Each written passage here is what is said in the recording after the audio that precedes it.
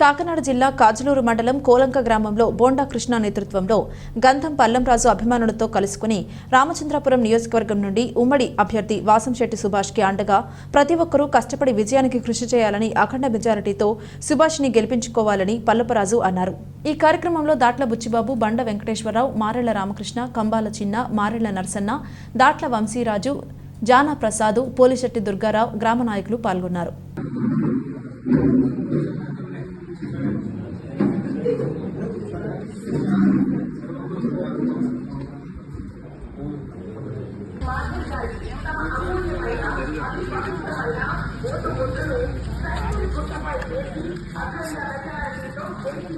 అక్కడ